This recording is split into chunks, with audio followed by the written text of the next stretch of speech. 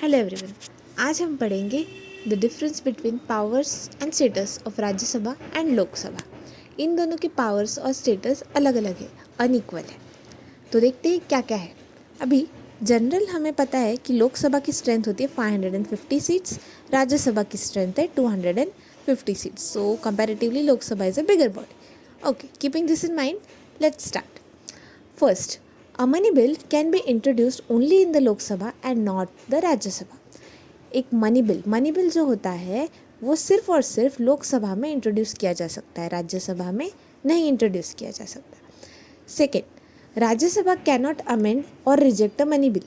It should return the bill to the Lok Sabha within 14 days, either with recommendations और without recommendation. अभी money bill introduce हुआ लोकसभा में, उसके बाद उससे वहाँ से पास होके राज्यसभा में भेजा जाता है, प्रोसीजर है, ठीक है. लेकिन क्या राज्यसभा इसको अमेंड कर सकता है? नहीं अमेंड कर सकता, उसमें कुछ चेंजेस नहीं कर सकता. क्या राज्यसभा ये मनी बिल को रिजेक्ट कर सकता है? नहीं कर सकता. बस वो रिटर्न कर सकता है बिल को लोकसभा को वापस, पर कितने टाइम पीरियड में? विद इन 14 days, मतलब 14 दिन के अंदर अंदर उनको भेजना ही है ये बिल वापस लोकसभा के पास, या तो अपने रिकमेंडेशन के साथ या तो रिकमेंडेशन के बिना. मतलब देखो, पास कर लिया तो कोई टेंशन नहीं, लोकसभा ने पास किया, राज्यसभा में भेजा, राज्यसभा ने भी पास कर दिया. लेकिन अगर राज्यसभा को उसमें कुछ प्रॉब्लम है, उन्होंने बोला कि नहीं हमें ये क्लॉज नहीं चाहिए, तो क्या वो अमेंड कर सकते हैं? क्या वो चेंज कर सकते हैं? नहीं कर सकते. क्या वो बोल सकते कि नहीं नहीं ये बिल नहीं चाहिए, रिजेक्ट कर सकते हैं? क्या राज्यसभा नहीं कर सकती. लेकिन वो लोकसभा को रिकमेंड कर सकते हैं, तो वो रिकमेंडेशंस भेज सकते हैं. लेकिन कितने टाइम के अंदर भेजना पड़ेगा? विद इन 14 days, मतलब 14 दिनों के अंदर अंदर बिल भेजना पड़ेगा. अभी रिकमेंडेशन करना है या नहीं करना है ये राज्यसभा के ऊपर है, लेकिन बिल वापस 14 दिन के अंदर जाना ही चाहिए.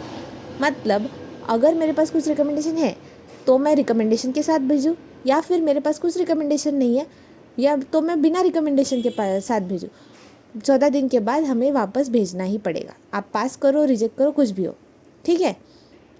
अभी लोकसभा क्या, लोकसभा ये रिकमेंडेशन को आइदर एक्सेप्ट करेगा या तो रिजेक्ट कर देगा.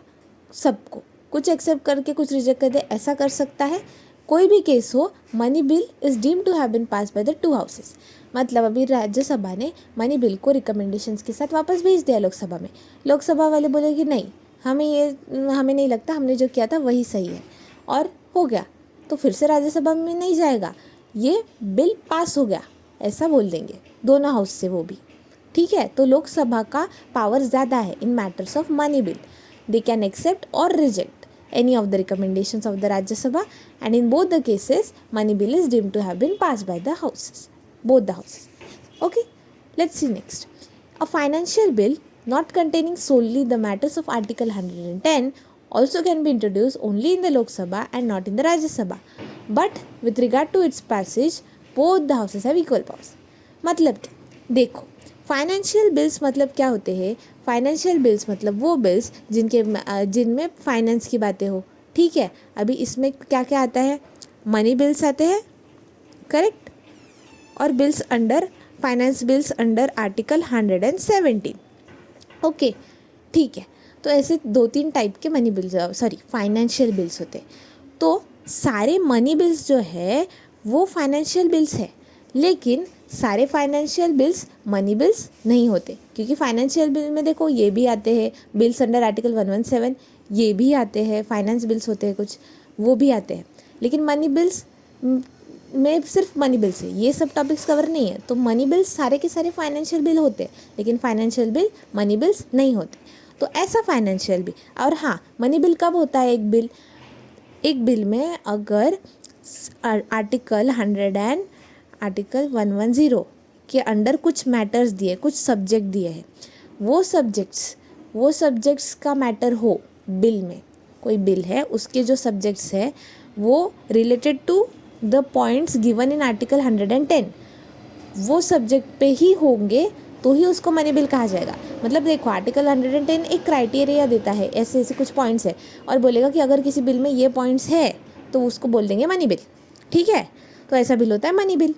हमने देखा था मनी बिल सिर्फ लोकसभा में इंट्रोड्यूस हो सकता है, ठीक है. अभी फाइनेंशियल बिल के बारे में क्या, तो ऐसा फाइनेंशियल बिल जिसमें सिर्फ 110 वाले आर्टिकल के, मतलब सिर्फ मनी बिल वाले पॉइंट्स नहीं है, बाकी के भी पॉइंट्स हैं। मनी बिल के साथ अलग अलग दूसरे भी पॉइंट्स हैं, फाइनेंस से ही रिलेटेड, लेकिन दूसरे भी पॉइंट्स हैं। ऐसा बिल जो होगा वो सिर्फ और सिर्फ लोकसभा में इंट्रोड्यूस किया जा सकता है, राज्यसभा में नहीं, ठीक है। लेकिन पास करने की बात आए तो दोनों के पास इक्वल पावर है। मतलब यहाँ पे कैसे था, राज्यसभा का ओपिनियन को मैटर ही नहीं कर रहे थे कि भाई एक्सेप्ट कर रिजेक्ट कर, तुम लोग रिकमेंडेशन दो, हम लोग करें ना करें, डजेंट मैटर। लेकिन अभी पास करने के लिए राज्यसभा के पास उतने ही पावर्स है जितना पावर लोकसभा के पास है। बस ये एक बात है कि इंट्रोडक्शन होगा तो सिर्फ और सिर्फ लोकसभा में कर सकते हैं, ठीक है। Next, the final power to decide whether a particular bill is a money bill or not is vested in the speaker of the Lok Sabha. ये भी लोकसभा का इम्पॉर्टेंट पावर है, क्योंकि राज्यसभा के जो स्पीकर होते हैं, मतलब राज्यसभा का स्पीकर नहीं होता है, चेयरमैन होता है, तो वो पावर लोकसभा के प्रिसाइडिंग ऑफिसर के पास है, राज्यसभा के प्रिसाइडिंग ऑफिसर के पास नहीं है। कैसी पावर कि मनी बिल जो है, मतलब कोई बिल है और उसमें ये क्राइटेरिया है, तो अगर इस पे विवाद हो गया कि भाई ये मनी बिल नहीं कह सकते इसको, ऐसा लोगों में झगड़ा हो गया, तो इस पर फाइनल डिसीजन कौन देगा, लोकसभा का प्रिसाइडिंग ऑफिसर यानी स्पीकर, ओके। और पर राज्यसभा के पास ये पावर नहीं है। खुद सोचो ना, देखो अगर बिल मनी बिल इंट्रोड्यूस हो सकता है लोकसभा में, तो ऑब्वियस ये ऐसे याद रखना है कि अगर फाइनल पावर किसके पास होगा, कोई डिसाइड करना है मनी बिल के बारे में कि ये होगा कि नहीं, ये भी स्पीकर ऑफ द लोकसभा के पास ही है, ठीक है। Next, speaker of the Lok Sabha presides over the joint sitting of both the houses. देखो अगर कोई बिल है जिस पे ना लोकसभा ने पास कर दिया, राज्यसभा ने पास कर दिया, या फिर दोनों के बीच में कुछ आर्ग्यूमेंट्स है कि ये बिल को पास करना है कि नहीं लेके, तो प्रेसिडेंट क्या बोलेंगे कि एक काम करते हैं, सब साथ में बिल के बैठ के बात करते हैं। तो ऐसा टाइप का होता है जॉइंट सिटिंग, तो उसको बोलते हैं जॉइंट सिटिंग, जहाँ पे दोनों हाउसेस आते हैं और साथ में एक सिटिंग करते हैं, ठीक है। तो ऐसी सिटिंग को कौन प्रिसाइड करेगा, एक प्रिसाइडिंग ऑफिसर तो होना चाहिए ना, तो वो कौन होता है, स्पीकर ऑफ लोकसभा। मतलब यहाँ पे भी लोकसभा थोड़ा एक्स्ट्रा पावरफुल हो गया। लोकसभा का प्रिसाइडिंग ऑफिसर प्रिसाइड करता है joint sitting of both the houses, Lok Sabha का प्रिसाइडिंग ऑफिसर यानी speaker of Lok Sabha, okay. Next power क्या है, the Lok Sabha with greater number, हाँ बराबर ग्रेटर नंबर है 550, fine, wins the battle in a joint sitting except when the combined strength of the ruling party in both the houses is less than that of the opposition party। देखो obvious सी बात है, अगर लोकसभा और राज्यसभा की joint sitting हो गई, इनका number ज़्यादा है और हमें पता है बिल्स मेजॉरिटी से पास होते हैं, करेक्ट। तो क्या होगा, लोकसभा के पास मेजॉरिटी है तो ऑब्वियसली लोकसभा का ओपिनियन माना जाएगा, ठीक है। ऐसा कॉमन हो सकता है, लेकिन ऐसा कम नहीं होगा जब ना रूलिंग पार्टी का स्ट्रेंथ, मतलब लोकसभा में रूलिंग पार्टी का जितना स्ट्रेंथ है उतना, और राज्यसभा में रूलिंग पार्टी का जितना स्ट्रेंथ है, वो दोनों मिला के और अपोजिशन पार्टी का स्ट्रेंथ मिला के, ये अपना रूलिंग पार्टी वाले लोग कम पड़ गए दोनों हाउस के मिला के, और बाकी के लोग ज़्यादा भर गए और वो एक साइड पे है, तो ऐसा हो जाएगा, तब पॉसिबल है कि राज्यसभा जीत जाए, मतलब राज्यसभा की बात मानी जाए, या फिर जो गवर्नमेंट चाहती है ना वो उसकी बात ना हो, मतलब उसकी बात मानी ना जाए, ऐसा। तो लोकसभा हर बार obviously most of the time जीत जाता है क्योंकि उसका ग्रेटर स्ट्रेंथ है, लेकिन अगर रूलिंग पार्टी का स्ट्रेंथ कम है, मतलब रूलिंग पार्टी के लोग कम है, सदस्य कम है राज्यसभा या लोकसभा में, फिर ऐसा नहीं होता, ठीक है। Next, Rajya Sabha can only discuss the budget but can not vote on the demands for grants which is the exclusive privilege of the Lok Sabha.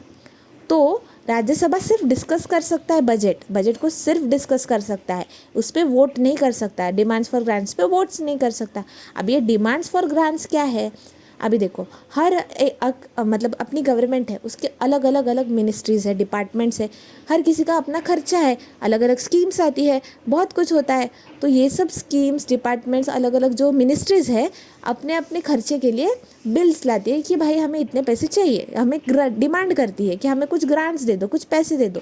तो ये जो डिमांड्स होती है ग्रांट्स की, इस पे राज्यसभा वोट नहीं कर सकता, वो सिर्फ बजट डिस्कस कर सकता है, लेकिन डिमांड्स पे वोट नहीं कर सकता। ये एक्सक्लूसिव प्रिविलेज सिर्फ लोकसभा का है, मतलब डिमांड्स फॉर ग्रांट्स पे सिर्फ और सिर्फ लोकसभा वोट कर सकता है, okay. Then a resolution for the discontinuance of the national emergency can be passed only by the Lok Sabha and not by the Rajya Sabha। अभी नेशनल इमरजेंसी अगर लग चुकी है, ठीक है, अभी उसको ख़त्म करना है कि नहीं अभी बस हो गया, नेशनल इमरजेंसी हटा देते हैं, तो क्या ये राज्यसभा कर सकता है क्या? नहीं, राज्यसभा इस बारे में कुछ नहीं कर सकता। नेशनल इमरजेंसी हटाने के लिए अगर कुछ रेजोल्यूशन लाना है तो रेजोल्यूशन लाना पड़ेगा ना नेशनल इमरजेंसी हटाने के लिए, तो वो कौन पास कर सकता है? सिर्फ और सिर्फ लोकसभा पास कर सकती है। A resolution for discontinuance of national emergency can be passed only by the Lok Sabha and not by the Rajya Sabha. Okay? Ultimately Lok Sabha is representative of the people, right? इसलिए most of the time Lok Sabha के पास आप देखोगे finance वाली चीज़ें, अभी देखो national emergency को हटाना है, ऐसे पावर्स लोकसभा पे है। Okay, last, the Rajya Sabha cannot remove the council of ministers by passing a no confidence motion.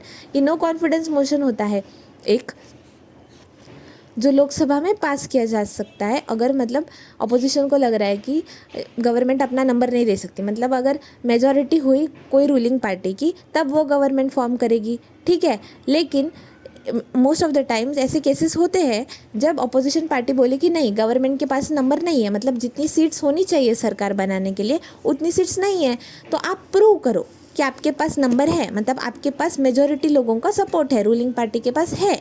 तो ऐसा प्रूव करने के लिए अगर किसी ने चैलेंज किया तो वो होता है, मतलब उसको बोलते हैं नो कॉन्फिडेंस मोशन लाके वो चैलेंज करते हैं लोकसभा में, ठीक है। तो अभी गवर्नमेंट लोकसभा की होती है, लोकसभा में जो रूलिंग पार्टी मेजॉरिटी में होती है वो बनाती है गवर्नमेंट, बराबर। इसलिए ये नो कॉन्फिडेंस मोशन कहाँ पे ला सकते हैं? ये सिर्फ लोकसभा में ला सकते हैं, और राज्यसभा ये यूज़ करके मतलब रिमूव नहीं कर सकता काउंसिल ऑफ मिनिस्टर्स को पास करके नो कॉन्फिडेंस मोशन राज्यसभा नहीं रिमूव कर सकता। ऐसा क्यों? क्योंकि council of ministers collectively responsible होते हैं सिर्फ और सिर्फ लोकसभा को, लेकिन राज्यसभा डिस्कस कर सकता है गवर्नमेंट की पॉलिसीज़ के बारे में, उनको क्रिटिसाइज़ कर सकता है, लेकिन राज्यसभा हटा नहीं सकता, सरकार को ख़त्म नहीं कर सकता। लेकिन लोकसभा के पास ये पावर है कि वो सरकार को ख़त्म कर सकता है एक नो कॉन्फिडेंस मोशन लगा के, लेकिन राज्यसभा ऐसा नहीं कर सकता। That's for the day. Thank you.